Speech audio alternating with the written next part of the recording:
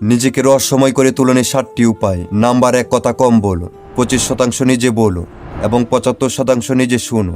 যে কথা বেশি বলে তাকে কেউ পছন্দ করে না, তাকে সবাই বাছাল মনে করে। তাই অতিরিক্ত কথা বলা থেকে বিরত থাকুন। নাম্বার 2, মাঝে মাঝে নিজেকে হাইড করে ফেলুন।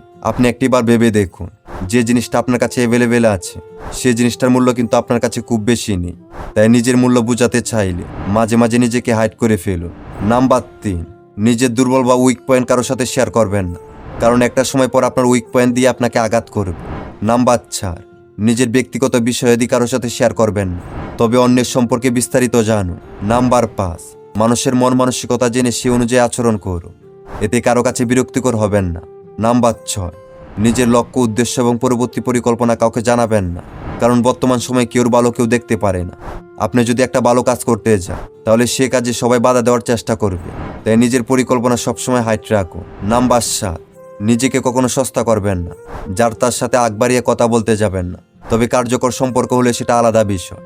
আপনি একটিবার ভেবে দেখুন, যে মানুষগুলোকে আপনি অতিরিক্ত গুরুত্ব দিতে যাবেন সেই মানুষগুলোর কাছে আপনি সস্তা হবেন, তারা আপনার মূল্য কখনোই বুঝবে না।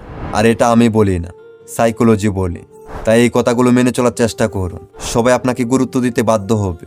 আজ এ পর্যন্তই। সবাই ভালো থাকবেন, সুস্থ থাকবেন আর নিজের খেয়াল রাখবেন। আল্লাহ হাফেজ।